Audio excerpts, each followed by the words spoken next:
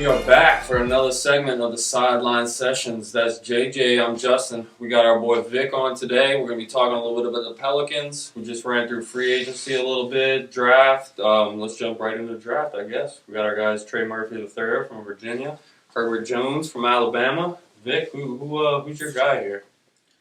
I didn't really know too much about him before the draft, but then once the draft happened, I went and did a little research, and the Trey Murphy guy, I love him to make an impact. Maybe not immediately, but in his rookie year, it might be midway through or something, but he's such a threat. We could use him. He's going to work out good for us, I feel. Yeah, and he's coming into a position that, like, we need a shooting. We definitely need shooters. Yeah. I think that was a big thing for us. If you go and just look at the story of how this guy became in the position he's at now. So in high school, 6'2", 150 pounds soaking wet. And that's the reason why he actually was a two-star. Coming out of high school, a two-star recruit. Started his college career at Rice University. Mm-hmm. Not highly recruited at all. But then the guy hit one of those crazy growth spurts. He's a late bloomer. Went from 6'2" to 6'9" while he was in college, his freshman and sophomore year. 7'1" wingspan. So a thing that he always had in high school and then his first few years in college was the three. Right. So after his first 2 years at Rice, when he hit the growth spurt, all the colleges, his name started getting out there. So he entered the portal, the transfer portal, and he decided on Virginia because the biggest knock on this guy, his first 2 years at Rice, was the fact that he didn't play no defense. Mm-hmm. And he chose Virginia because Virginia has one of the best defensive coaches in all of college basketball. And that just shows the maturity of this guy. He looked at himself in the mirror and was like, what do I need to improve the most? Yeah. It was defense. He wanted to go be that 3-and-D guy, and I think Virginia gave him the best option to mold him into being that guy. Yeah, so after his 1 year at Virginia, now what NBA scouts were saying was the strength of him as a player now is defense. And see, the thing about it, him too, is we got him at 17, was it not? But he was on our draft boards for like the 10 pick. Right. So we technically traded away our 10 pick to move back to 17. Still got our guy we wanted at 10. So I think it worked out pretty well for us. From what a lot of people were saying, that Griffin was saying behind closed doors, was if we never made the trade with Memphis and we were still at 10, we would have strongly considered still taking Trey Murphy III at 10. Right. And so that makes the trade with Memphis look even better because we got off of those two bad contracts of Bledsoe and Adams, and we still got the guy we wanted in the draft, right? Trey Murphy. And see, a lot of people are talking about, how our offseason hasn't looked good, but if you really get into it, it looks really good. Like you were saying, just getting those contracts and Bledsoe and Adams off was a huge thing for us. And then we got a guy like Jonas Valanciunas. Yeah.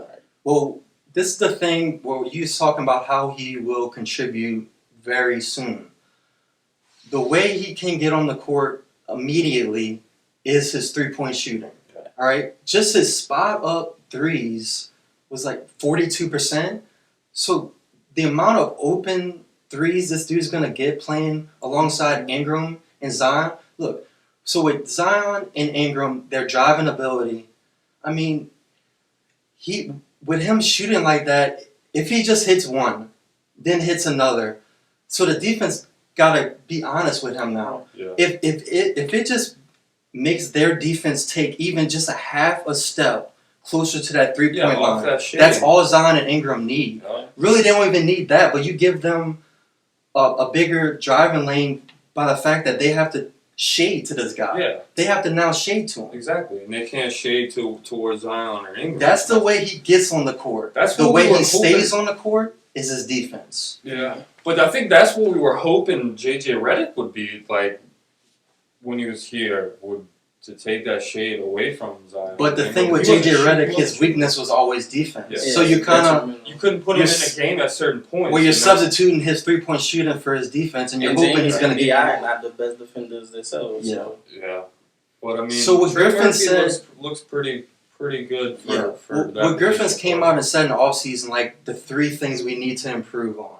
He said defense, 3-point shooting, and just like overall IQ for the team. Yeah. And I've seen a podcast with his high school coach, Trey Murphy, and what he was saying was the dude's IQ is super high. And see, I think like getting a young guy like that too, you're obviously going to get a young guy motor. You know, he's going to want to give. Well, you that's the ball other thing his defensively. coach said was the fact that his like work ethic is crazy, and even his coaches in college would say, first guy on the court, last guy to leave, and not only that, he would come back again to the gym and be getting up shots. Yeah. Be the only guy in the See, gym. that type of stuff bumps draft stock up. So I mean, I think that was a good pick. But let's talk a little bit about Herbert Jones. I mean, he's from Alabama. Actually, one of Kyra Lewis's teammates. So I mean, he was a pretty good pick for us. I feel like too. But we'll be able to get a little sample. Well, of him Herbert someday. Jones, the thing about him where he's going to help big time is the fact that, dude, so his senior year at Alabama, he was all SEC defender. Right. He was the SEC player of the year. He was all defense like twice in his time at Alabama. And it's the fact that his wingspan, he could basically switch anything. He can guard positions. I'm pretty sure he's about 6'10", but his wingspan is like 7'4". Herbert Jones? Yeah. Oh, I didn't even know that. Yeah, he's a I didn't know forward. he was that tall. Yeah, he's gonna be a guy that, and his motor. I mean, he's one of them guys where he's just gonna inflict energy every time he's on the court. You're gonna kind of with guys like Josh Hart, where as soon as he got on the court, you can see the energy level, and not just when you put a guy on a court like that. It's like not just his energy level. It's like all the other guys on the court lift up that energy. So we'll be able to get a little sample of those 2 guys in Summer League coming up. Yeah. But let's talk a little bit about what else we did in like the free agency and like to talk about a little bit more about that trade that we made happen. Get rid of those bad salaries. I like us getting Valanciunas instead of the Adams just because he's more of a threat with the ball. Like, Adams used to get the ball sometimes and, like, not freeze up, but, like, it wasn't as natural to him as Valanciunas. He would, like, I remember a lot of the times when we give him into the post, he like get a couple of dribbles and turn around and just try to get fouled. Yeah. And I don't even know why, because he's like a terrible free throw shooter. Right. And so that's just one of the few reasons why I think Valanciunas is a much better player overall, is the fact that he's a way better free throw shooter, the fact that he's a way better mid-range shooter, the fact that he's a way better three-point shooter. You don't have the injury concerns, I think. Well, I mean, he did. What injury did he? He had like a major one. I was about to say, you don't have to worry about the injury concerns compared to Adams, but he did have I remember him having, wasn't it like a ACL? I don't think it was that bad. I forgot what it was, but he was out for a minute. And then He's still nice though. Yeah. Oh, yeah. I mean, he's a 20-20 threat every time he steps on the court. Right. And the fact that we were talking about earlier, the spacing that a guy like Trey Murphy is going to give you, not that he's going to be like a lethal three-point shooter, but it's just the fact that he can take them and make them. He shot like 30, even though he only shot like maybe 1.5 a game, he make like 35-36%. So just the fact that you have to respect it, Zion and Ingram is going to open more driving lanes for him. Right. And it's not even just his three-point shooting. Just the ability to step out and hit a mid-range jumper will open lanes. The fact that he's not going to be clogging the paint. Because Zion, where does he get like 95, if not more, percent of his points? It's all in the paint. It's all. You look at his shot chart, and it's just all. I think that was the paint. issue with Adams, because Adams wanted to just kind of be down there and wait on the rebound, come around. But I think Valanciunas is like more of the scorer like type mentality. But I don't think we really lose anything rebounding either. He was No, actually a better rebounder. Right? Yeah. I'm not saying you lose anything. Yeah. Rebounding wise, but I think Valanciunas has got. And I think he's just as good of a defender. I thought when we got Adams, he was going to be a much better, like, rim protector. But if you look at the numbers, Valanciunas is just as good in the shot blocking category. Yeah. And I think he's got maybe quicker feet. So if he does get in like a pick and roll situation defensively, I think I'd rather having him switch off onto somebody rather than Adams. I think he's going to help in almost every category. So you got Jonas Valanciunas. Obviously, you went into free agency. You got rid of Lonzo Ball. He signed with the Bulls, but you picked up a guy from Charlotte. And, Well, you were saying earlier how you was like a big-time Lonzo guy. Yeah, I'm the biggest Lonzo fan. So how you feel about Lonzo going to Chicago? You wanted him to stay, I'm assuming? Honestly, I definitely wanted him to stay, but at the same time, I still love the Pels too, and we got a more threat of a scorer for half the price of Lonzo. Like That's what I'm saying. In Graham. Yeah, it's not just do you like Lonzo, but would you have paid him that much money? Do you like him that much? No. I mean, I do like him that much, but for what we trying to do, not when we can have Devonte Graham for half the price. Like it's the fact that once you put that contract on our books with Lonzo, Ingram, and then Zion going to be wanting to get paid, it's like that takes away your flexibility to add more pieces. We still have flexibility. I think there could be some more moves coming. Like we got the flexibility and the room to do so. Obviously, Graham was a good sign. I want to talk about our addition of Graham. Yeah, let's talk about it. Yeah, and not just what you're saying. What we're saying right now about like contract wise, half the money that Lonzo's getting was it 4-year, $47 million. Yeah, so he's only like less than $12 million a year. That's a very team friendly contract. And dude, if you look at his stats. When he was getting minutes, like solid minutes in Charlotte, like starter minutes, they're better than Lonzo's. Yeah. They're better than Lonzo's. But Charlotte's got, they were guard heavy last year. You got LaMelo Ball came in, he was a rookie of the year. So Terry came in. Yeah, so Graham was kind of an odd guy out. But Yeah. when he wasn't, he was balling, dude. Now I think he gets into a situation that he wants to be here. Mm-hmm. We want him to be here. You even seen as soon as we made the move, he's like coming to the wall. Yeah, he's pumped, tweeting and stuff. I didn't like how a lot of the fans was hating. A lot of fans on yeah, they was all in the comments. The thing is, so nobody watches Charlotte. That's the thing. Nobody down here knows watch Charlotte with LaMelo. Maybe last year, I'll give you that. The thing but that nobody saw Graham playing last year. The thing that we have to realize with New Orleans, we're never gonna be, I don't think, a huge player in free agency. So if you can get guys here that want to be here, that's a big it's thing huge. Yeah, right. Definitely. It's huge. And so this guy, I think, if you look at his numbers. I think he's even a better shooter than his numbers look like. So he's shooting like 37% from three, but if you look at like actually his just spot up threes, they go up into over 40%. I think that's going to be more of his role is going to be a spot up shooter. I think we're going to see him a lot, and he's going to put some solid minutes for us. He's a better pick and roll player than Lonzo. That's one thing I didn't like about Lonzo is the fact that he's a point guard, but he's not good out of pick and roll. Yeah. Which you kind of need. I mean, you definitely need guys like basketball has been invented for however long, and this is still the number one play in all basketball, pick and roll. I think Devontae's stats go up definitely with scoring. I think his name's in the running for most improved. Well, it was already in it, and 2 years ago when he was getting starter minutes, dude, he was like he finished second or third in most improved, and guess who won it? Most improved was Brandon Ingram that year. Because the shots you've seen him make, like you said, he shot 35 something. No, it's 37. 37, and that was not bad shots, but contested threes. Contested, and not just shots contested. He's about to get wide open threes. Wide open, and not just contested. If you look at it, a lot of the threes he's taken, dude, he's got like I wouldn't say Curry Lillard range, but it's in there. Right. And that's so we're talking about spacing for Lonzo and Graham. He's not only can give you threes right on the line, but he's a threat way from downtown. Right. So that is going to spread defenses out even more.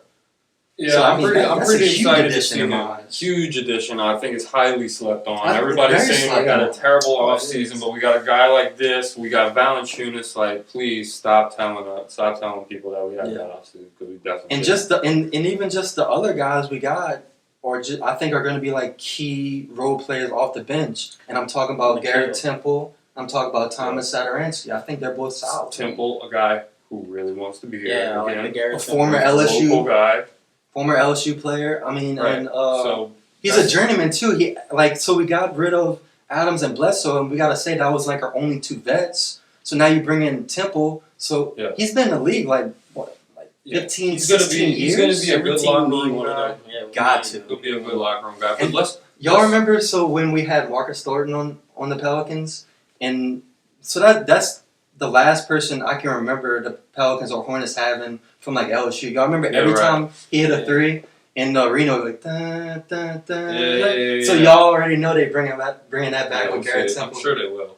But let's jump into summer league a little bit because that's coming up very soon. I'm super excited Tomorrow, to see. actually. First game tomorrow. Super excited to see a few guys in particular. Yeah. Obviously the 2 rookies that we touched on Mhm. earlier, but I mean guys like Kyra Lewis, your boy Didi from Brazil, who's finally over here.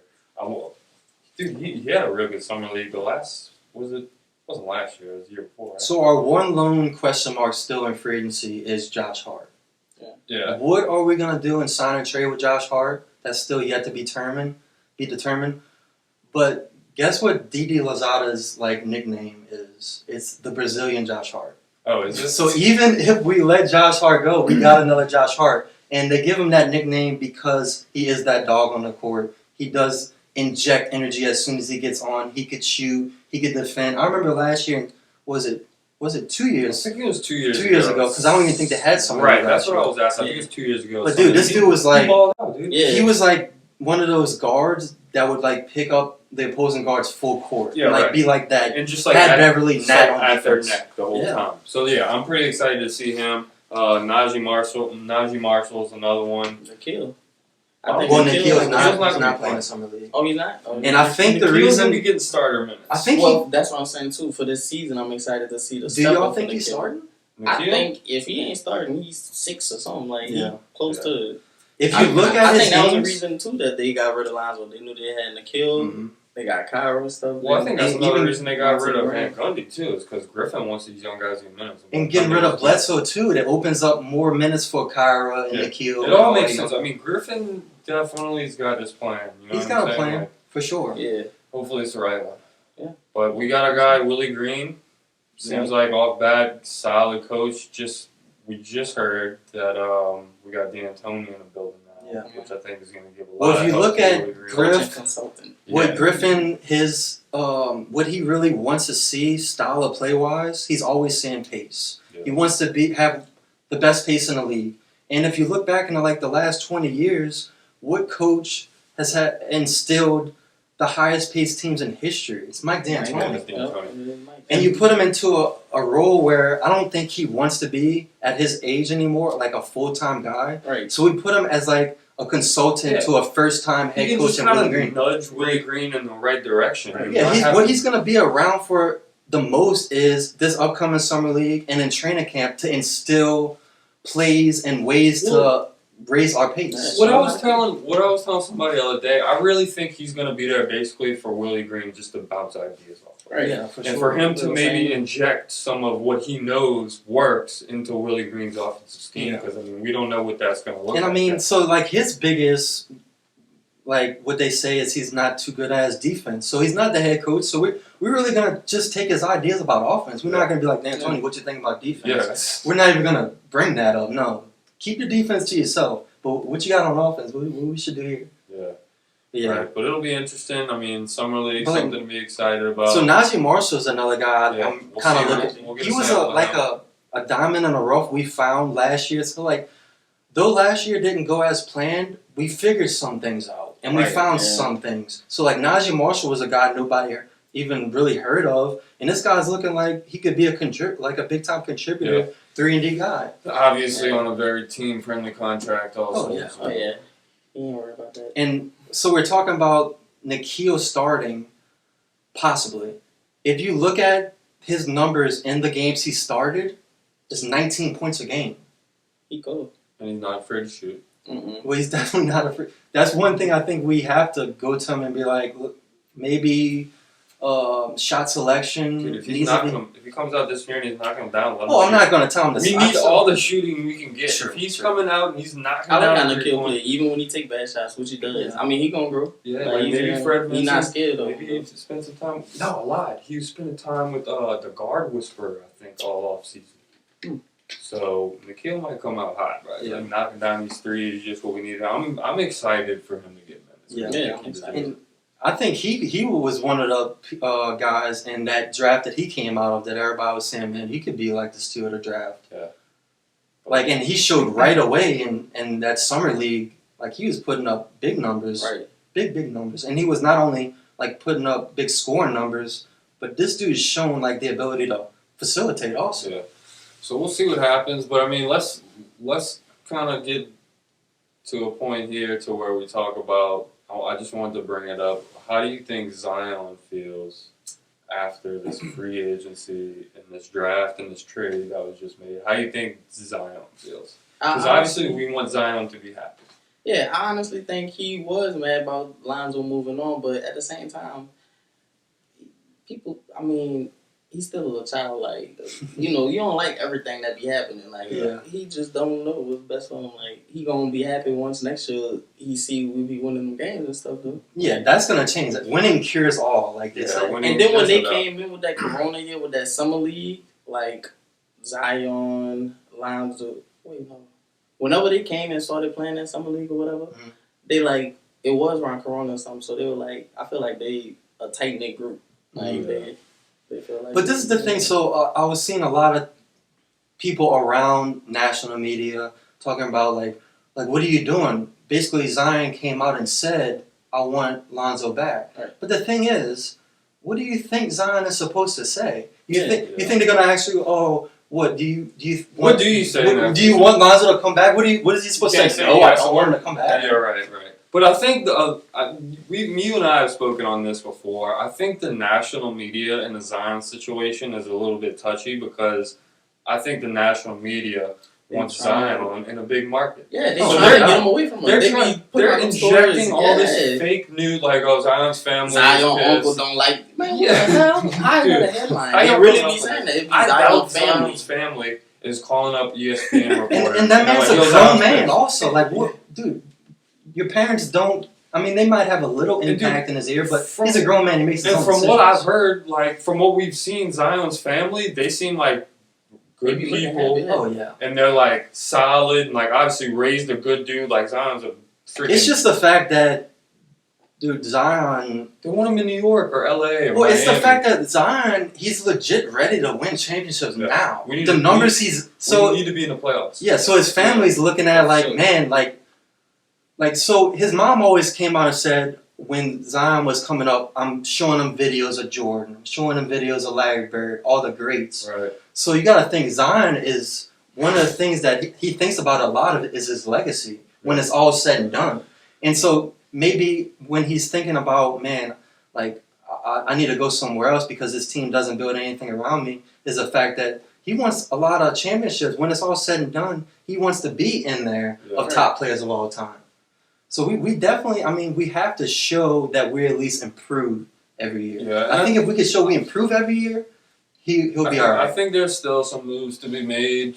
I mean, we've seen a few little rumors about maybe Chicago. With Lauri Markkanen and stuff like that. But, I mean, it's still to see. I mean, if you just look at the all season so far, I'd give us a pretty good grade because you getting rid of all the contracts where it was handicapping us to like, we can't get a big name guy because they're on the books. And you're getting very good replacements. Yeah, you're getting good, still young guys. Graham, I mean, so this is his fourth year in the league. His first year wasn't too good, but then immediately his second year he shows improvement. And then, I mean, his numbers were a little down, but that was because his minutes declined. Right. I think he has yet to really reach his potential. Yeah. Right, yeah. He's 25 years old, so if we sign him for 4 year, $47 million, we're getting him 26, 27, 20. We're getting him for his prime. Yeah, he about to shine. No doubt. But it'll be an interesting year, that's to say the least. But Vic, we appreciate you coming out talking Pelicans with us today. Happy to be here, man. Yeah, absolutely. We want to get everybody to obviously like, share, subscribe, check us out on YouTube, Instagram, Sideline Sessions.